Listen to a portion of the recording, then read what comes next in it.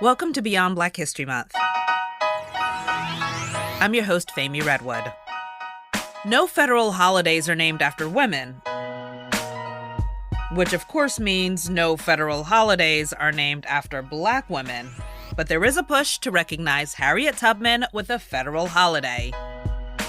In addition to helping enslaved Black folks find freedom, she was the first woman, not just Black woman, but the first woman to lead a major military operation. And even after the Civil War, she continued fighting for civil rights and established a nursing home for African Americans. And she did all of this with a disability. And that's why one Philadelphia bookstore owner is leading the movement to honor the abolitionist with a holiday.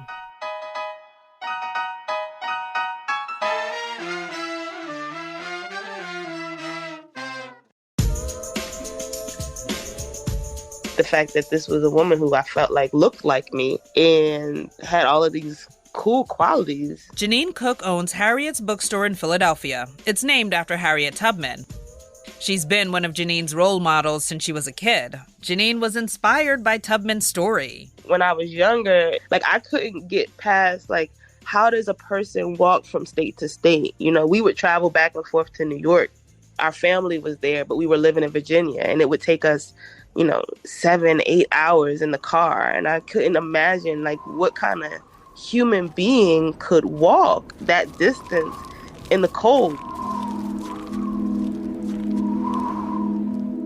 When I look at photos of Harriet Tubman and stare into her eyes, I see strength. And to survive chattel slavery, strength is an understatement. Tubman was born in Maryland in 1822. Historians say when she was about 13, a white overseer threw a 2-pound iron weight at another enslaved person.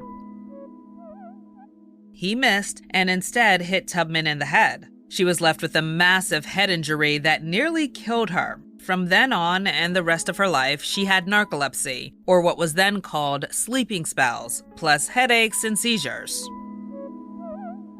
At about 22 years old, she married John Tubman. He was not enslaved. A few years later, in 1849, Tubman tried escaping with her brothers because while she was married to someone who was free, she was still enslaved.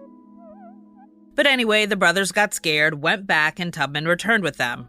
But a few months later, she tried escaping again, but this time by herself. She went north from Maryland to Delaware, then Pennsylvania, hiding a few stops along the Underground Railroad before settling in Philadelphia. Then Tubman heard about an upcoming sale of one of her nieces, so she went back to get her.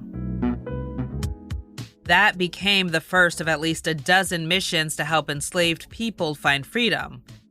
Historians say during one of those trips, Tubman tried to get her husband to leave with her up north, but he was remarried, so he refused.